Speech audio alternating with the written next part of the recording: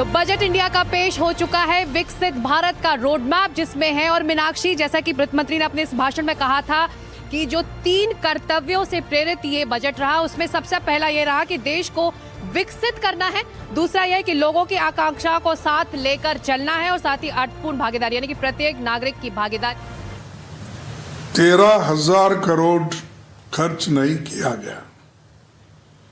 Social justice जो हमेशा schedule caste, schedule tribe और दबे हुए लोगों की मदद करता है, उसमें 2,242 करोड़ खर्च नहीं हुए।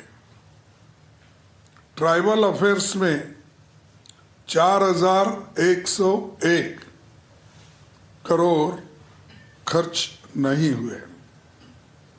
माइनॉरिटी अफेयर्स यानी उनके लिए जो पैसा रखा गया था, उसमें 1,190 करोड़ आज खर्च नहीं किए।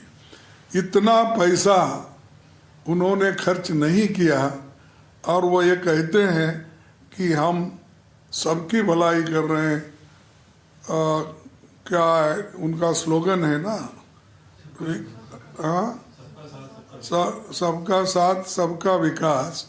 लेकिन यहाँ तो खुद ही उनके आंकड़े दिखाते हैं कि इन दबे हुए, कुचले हुए और खासकर एजुकेशन में उन्होंने जो पैसा खर्च नहीं किया, और उसके अलावा भी एजुकेशन को हम बढ़ावा देंगे ये कहने वाले बजट में लास्ट ईयर से भी कम पैसा रखा गया है। और एजुकेशन तो इम्पोर्टेंट है, और एजुकेशन को हमेशा हम ये चाहते हैं कि एजुकेशन, हेल्थ, रिसर्च ऐसे चीज़ों को ज़्यादा पैसा रखना चाहिए। ये हम सब का डिमांड है। और पहले की सरकारें एजुकेशन पे ही ज़्यादा ये करती थी और हेल्थ के ऊपर करती थी।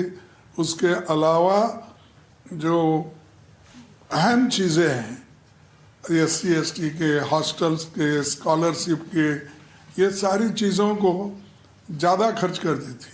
इसमें उनके स्कॉलरशिप के बारे में या उनके खास करके उनके डेवलपमेंट के लिए कोई पैसा नहीं है। 250 पैसा खर्च भी नहीं किया। मैं आंकड़े आपको दिखाया।